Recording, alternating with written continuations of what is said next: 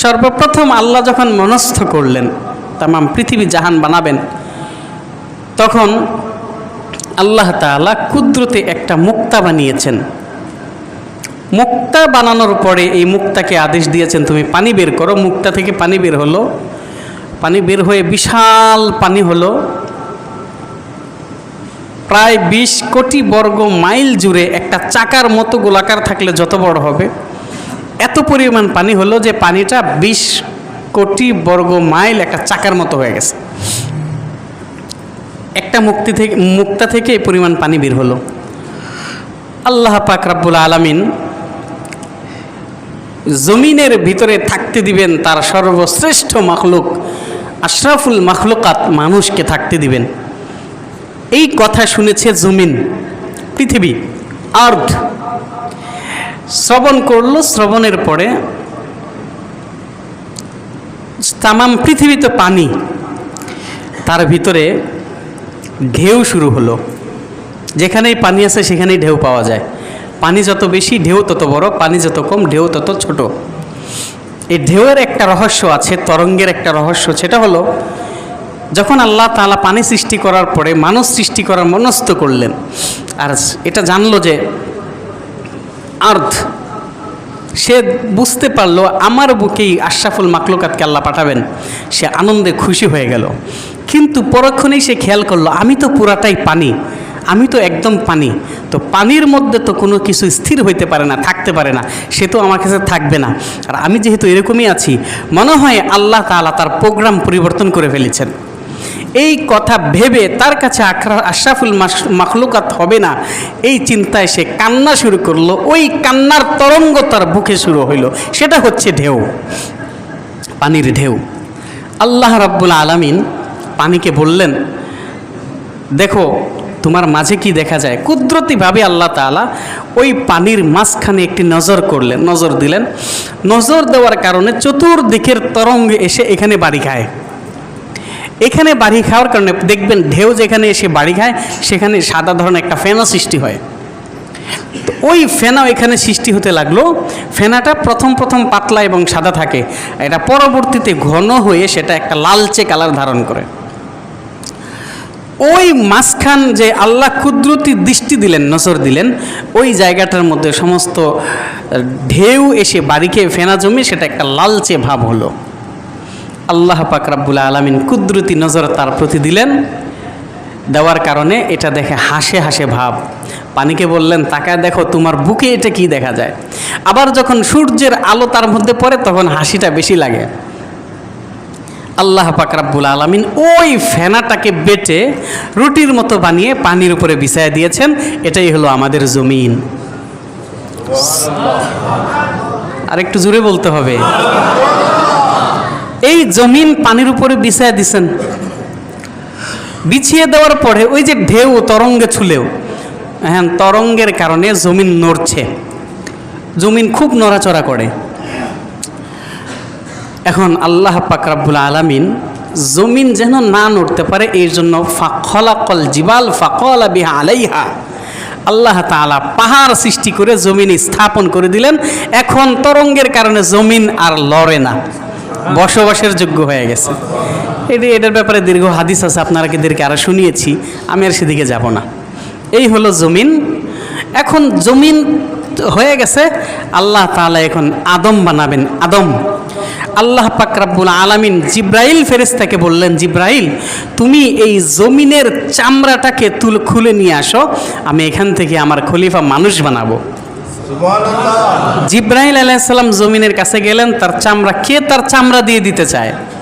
আবার জমিন পরবর্তীতে শুনেছে এই মানুষগুলাই শেষ পর্যন্ত জাহান্নামের ইন্ধন হবে। তখন জমিন কান্নাকাটি শুরু করে দিছে, আমার চামড়াটাকে নিও না, আমাকে এভাবে নিও না, আমি জাহান্নামের আগুন সহ্য করতে পারবো না। জিব্রাইল ফেরেশতার দয়া লাগলো, তিনি ফিরে আসছেন। আল্লাহ তাআলা পাঠাইলেন হযরতে মিকাইল ফেরেশতাকে। উনি যাওয়ার পরেও চামড়া তার কাছে কান্না শুরু করে দিল, কাকুতি মিনতি করলো, উনার দয়া লেগেছে, উনিও ফিরে এসেছেন। এরপরে গেলেন হজরত ইসরাফিল আলাইহিসসালাম। ইসরাফিল আলাইহিসসালামও গেছেন, জমিন কান্না শুরু করে দিয়েছে, তার চামড়া দিতে চায় না। চতুর্থবারে আল্লাহ তাআলা হজরত ইসরাইল আলাইহিসসালামকে পাঠালেন। সঠিক উচ্চারণ ইসরাইল, শেষে জের, শুরুতে আইনের মধ্যে জের। আমরা যেটা গলত মাশহুর যেটাকে বলে, ভুলটা প্রসিদ্ধ, আমরা বলি আজরাইল। জিব্রাইলের মধ্যে শুরুতে জের, ইসরাফিলের মধ্যেও শুরুতে জের, মিকাইলের শুরুতেও জের। তো একটা ফেরেশতা একজনের নামে শুরুতে জবর হবে কেন? যাই হোক, হজরতে আজরাইল আলাইহিসসালাম, এটা গলত মাশহুর যেটা আমি এখন বললাম, মূল হচ্ছে ইসরাইল। তো উনি যাওয়ার পরে জমিনের সাথে কোনো কথা বলেননি, সাথে সাথে তাকে ধরে চিপ মানে তার থেকে চামড়াটাকে খুশিয়ে নিয়ে আসছেন। এই চামড়াকে আরবিতে বলা হয় আদিম। যেহেতু বাবা আদম ওই চামড়া থেকে সৃষ্টি, এই জন্য ওনাকে বলা হয় আদম, মাটির চামড়া দ্বারা যিনি তৈরি হয়েছেন। তাহলে একটা কথা আমরা খেয়াল করব, আমরা এখানে যারা এসেছি বাবা আদম এবং হাওয়া আলাইহিস সালামের বংশধর, তাদের মাধ্যমে আমরা সৃষ্টি। আমাদের মূল হচ্ছে বাবা আদম, আদমের মূল হচ্ছে জমিনের চামড়া, জমিনের মূল হলো ওই যে পানির ফেনা, ওই পানির ফেনার মূল হলো পানি, পানির মূল হলো মুক্তা, আর মুক্তার মূল হলো আল্লাহ রাব্বুল আলামিনের আদেশ। তাহলে আমাদের সেই মূল সৃষ্টিটাই কোথায়? ওই যে জমিনের মাটি, উঁচু স্থান ছিল মাটি, মাটি আমাদের মূল। এরপর আল্লাহ পাক রব্বুল আলামিন মানুষ সৃষ্টি করলেন। সৃষ্টি করার পরে ফেরেশতাদের মাধ্যমে একটা ঘর নির্মাণ করলেন, যেই ঘরটার মধ্যে এই মানুষেরা আল্লাহ তাআলার ইবাদত করবে। আমি আপনি যে আল্লাহর কাছে ইবাদত করব চাইব, এটার জন্য আল্লাহ তাআলা ফেরেশতাদের মাধ্যমে একদম পৃথিবীর মাঝখান বরাবর একটা ঘর বানায় দিলেন। যেই ঘরের মধ্যে, যদি চতুর্থ আসমানে ফেরেশতাদের একটা ঘর আছে ইবাদতের, এটাকে বলা হয় বাইতুল মামুর। ওইখান থেকে একটা জিনিসকে ফেলে দেয়, সরাসরি এটা ওই ঘরটার ছাদে এসে পড়বে সমানে। যাই হোক, এই ঘরটা বানানোর পরে আদম আলাইহিসসালাম ঘরটাকে তোয়াফ করলেন, শীষ আলাইহিসসালাম তোয়াফ করলেন, ওনার পরে আসলেন ইব্রাহিম আলাইহিসসালাম। ওনার সময় যখন তুফান হয়, এই ঘরটাকে চতুর্থ আসমানে উঠায় নেওয়া হয়। এই ঘরটাকে পুনরায় আবার স্থাপন করেন এবং বানান হজরত ইব্রাহিম আলাইহিসসালাম। ইব্রাহিম আলাইহিসসালাম এই ঘরটাকে কয়েকটা পাহাড়ের মাটি এবং পাথর দিয়ে এটাকে বানিয়েছিলেন। বানানোর পরে আল্লাহ রাব্বুল আলামিন হজরত ইব্রাহিম আলাইহিসসালামকে আদেশ দিলেন, ইব্রাহিম, মানুষদের মাঝে হজের জন্য আপনি এলান করে দিন, আযিন ফিন নাস, মানুষের কাছে এলান করেন। জাবালে আবি কুবাইস, যেটা পৃথিবীর সর্বপ্রথম পাহাড়, সবচেয়ে বড় পাহাড়, ওই পাহাড়ের মধ্যে উঠে ইব্রাহিম আলাইহিস সালাম মানুষদেরকে ডাক দিলেন, ইয়া আইয়ুহান নাস ইন্না রব্বাকুম বানা বাইতান ফাহাজ্জু ইলাইহি, তোমাদের প্রভু একটা ঘর তোমাদের জন্য বানিয়েছেন, তোমরা ঘরের দিকে আসো। আল্লাহ পাক রব্বুল আলামিন ওই ডাকের ভিতরে এমন কুদরতি শক্তি পয়দা করে দিয়েছেন, এই আওয়াজটা সারা পৃথিবীর পূর্ব থেকে পশ্চিমের, উত্তর থেকে দক্ষিণের তৎকালীন সময়ের যত মানুষ ছিল প্রত্যেকের কানে পৌঁছে গিয়েছিল। যারা লাব্বাইক বলেছিল তাদের সবাই হজ করতে পারবে। এমনকি রুহের জগতে এবং মায়ের গর্ভে যে সন্তানেরা ছিল তাদের কানেও আল্লাহ তাআলা ফেরেশতার মাধ্যমে সে আওয়াজটা পৌঁছে দিয়েছিলেন। তখন আপনি আর আমি ছিলাম রুহের জগতে। যারা বর্তমানে হজ করেছে তারা লাব্বাইক বলেছিল, যারা জয়বার হজ করেছে তারা ততবার বলেছিল। আমার মতো যারা আছেন এখনো যাই নাই, আমরা এখনো নিশ্চিত না আমরা লাব্বাইক বলেছি কিনা। যদি বলে থাকি মৃত্যুর আগে আল্লাহ অবশ্যই নেবেন সেই ঘরে। এরপর এই ঘরটাকে আল্লাহ তাআলা বানাইলেন। এই ঘরের প্রতি আমাদের প্রত্যেকের দিলের খুবই টান। আজকে কাফেরদের কথা বলবো না, কাফেরদের বহু ইতিহাস আছে বাইতুল্লাহর প্রতি যে তাদের কত টান, হিন্দু খ্রিস্টান তাদের কথা বলবোই না, মুসলমানদের একজনের কথাই বলবো আজকে। এই ঘরের প্রতি বলেন তো কার টান হয় না? ধনী গরিব, যে কোনো জাতের, যে কোনো ব্যবসায়ীর, যে কোনো স্থানে, যে কোনো পন্থা অবলম্বনকারী মুসলমানদের মধ্যে আজকে কত ভাগ, প্রত্যেকের দিলের ভিতরে ওই ঘরের প্রতি একটা টান থাকে। কেন টান থাকে? কারণ ওইটা তো আমাদের মূল উৎস, আর মূল বাড়ির প্রতি প্রত্যেকের আলাদা একটা টান থাকে। আল্লাহ পাক রব্বুল আলামিন ঘরটাকে বানিয়ে মানুষদের জন্য দিলেন। কেন?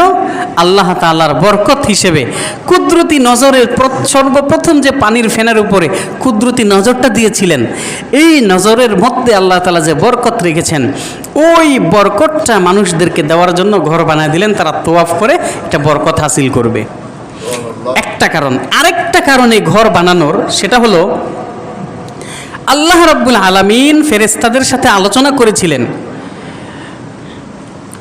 আল্লাহ রাব্বুল আলামিন আসমানের উপরে ফেরেশতাদেরকে নিয়ে আলোচনায় বলেছিলেন, ফেরেশতারা রে, আমি জমিনে আমার কিছু খলিফা বানাইতে চাই। ইন্নী জাইলুন ফিল আরদি খলিফা, জমিনের ভিতরে আমি আমার প্রতিনিধি বানাবো, সৃষ্টি করব। ফেরেশতার দল মনে করেছে আল্লাহ রব্বুল আলামিন বুঝি আমাদের কাছে পরামর্শ চায়। আল্লাহর তো পরামর্শের দরকার নাই। আল্লাহ রব্বুল আলামিন ফেরেশতাদেরকে শুধু জানানোর জন্য এটা বলেছেন। ফেরেশতারা বলে, রব্বি আতাজালু ফিহা মান ইফসিদু ফিহা ওয়া ইয়াসফিকুদ দিমা, ওগো আমাদের রব, এমন মানুষকে কি আপনি দুনিয়াতে পাঠাবেন যারা মারামারি, হানাহানি, কাটাকাটি করবে, ফাসাদ সৃষ্টি করবে?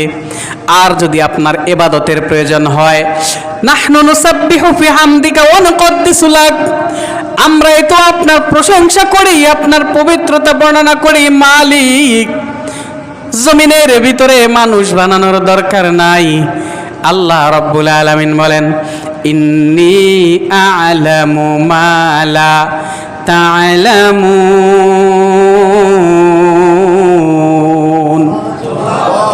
আল্লাহ রাব্বুল আলামিন ডেকে ডেকে বলে, ফেরেশতারা রে, আমি আল্লাহ যা জানি তোমরা কিন্তু তা জানো না। ফেরেশতারা দেখলো, না রে, আমরা তো ভুল করে ফেলছি। আল্লাহ তো জমিনে মানুষ বানাবেনি, কিন্তু আমরা যে আল্লাহর কথার উপরে একটা কথা বলে ফেললাম, ভুল করে ফেলছি। এই ফেরেশতাদের দল ভয়ে কম্পিত হয়ে গেল। আল্লাহ রাব্বুল আলামিনের ভয়ের সাথে সাথে সে বাইতুল মামুরে চলে গেছে। বাইতুল মামুর ফেরেশতাদের কিবলা। বাইতুল মামুরে গিয়ে তওয়াফ করে, তওয়াফ করার পরে আল্লাহর দরবারে হাত তুলে সিজদায় পড়ে কান্না করে, মালিক, আপনার মতের বিরুদ্ধে কথা বলেছি গো আল্লাহ, আমাদের ভুল হয়ে গেছে গো আল্লাহ, আপনি আমাদের ক্ষমা করে দিন। আমার আল্লাহ পাক রব্বুল আলামিন বলেন, ফেরেশতার দল, তোমাদের তো কোনো গুনাহ হয় নাই, তোমরা তো কোনো ভুল করো নাই, আমাকে একটা কথা বলেছো, আমি তো তোমাদেরকে জিজ্ঞেস করেছিলাম, তারপরে তোমরা বলেছো। এরপরেও তোমরা বাইতুল মামুর তওয়াফ করে বাইতুল মামুরের তওয়াফটাকে উসিলা বানায়া আমি আল্লাহর দরবারে তোমরা দোয়া করতে পারছো রে ফেরেশতা। আমি যে খলিফা জমিনে বানাবো, ওই খলিফারা তো হবে অনেক দুর্বল, ওরা তো গুনাহগার থাকবে, ওরা গুনাহ করবে, ওদেরও তো তোমাদের মতো একটা উসিলা, একটা পবিত্র জায়গার দরকার। যেই পবিত্র জায়গায় গিয়ে তারা আমি আল্লাহর কাছে হাত তুলে চাইবে, আর আমি আল্লাহ তাদের মানা করতে পারবো না, জিন্দেগির গুনাহগুলো মাফ করে দিব।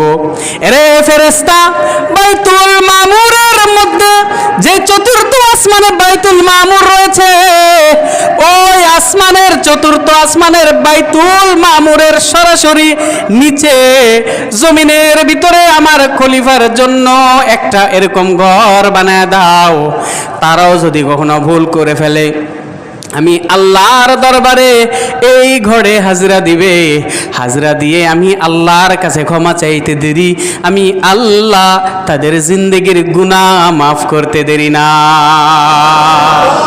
আল্লাহ আল্লাহ ক্যা মুবারক নাম হে, আল্লাহ আল্লাহ আশিকু কাকা মোহে। এই আল্লাহ রাব্বুল আলামিন দ্বিতীয় এই কারণে বাইতুল্লাহকে বানালেন। বাইতুল্লাহকে বানানোর পরে কিছু পাথর অবশিষ্ট রয়ে গেছে। বাইতুল্লাহ যেখানে বানালেন তামাম পৃথিবীর সবাই তো আর সেখানে যেতে পারবে না, ওই বরকত তো সবাই নিতে পারবে না। কিছু মানুষ তো থাকবে মাহরুম, যারা থাকবে গরিব, যাদের অর্থ সহায় থাকবে না, তাহলে তারা কি দিলের সুকুন হাসিল করা ওই ঘরে যারাই যাবে তাদের অন্তর প্রশান্তিতে পরিপূর্ণ হয়ে যাবে, কারণ আল্লাহর রহমত সেখানে আছে। তো যারা সেখানে যেতে পারবে না তাদের কি দিলের সুকুন থেকে তারা মাহরুম হবে?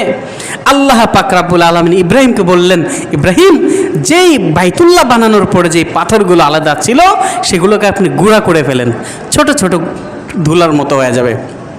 করলেন, করার পরে বললেন আপনি এটাকে ছড়ায় দেন, ছিটায় দেন।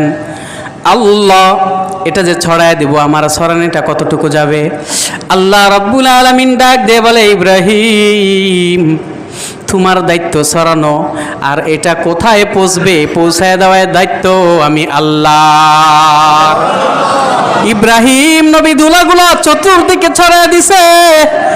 আল্লাহ রাব্বুল আলামিন ওই ধুলাগুলোকে তামাম পৃথিবীতে ছড়ায় দিলেন।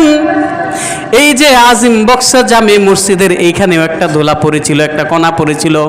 তামাম পৃথিবীর যেই যেই স্থানে এক একটা করে কণা পড়েছে, কিয়ামতের আগে ওইখানে একটা করে মসজিদ প্রতিষ্ঠা হবে। সারা দুনিয়ার যত জায়গায় একটা সমুদ্রের গভীরে যদি পড়ে থাকে, কিয়ামতের আগে সমুদ্র শুকিয়ে সেখানে মসজিদ প্রতিষ্ঠা হবে। এই মসজিদটা হচ্ছে সেই বাইতুল্লাহর একটা অংশ। যাও, যারা অসহায় গরিব আছো, সেই ঘরের কাছে যেতে পারো না, তোমাদের বাড়ির পাশে যে মসজিদ আছে সেখানে যাও, সেখানে গিয়ে সিজদা দাও আমি আল্লাহকে।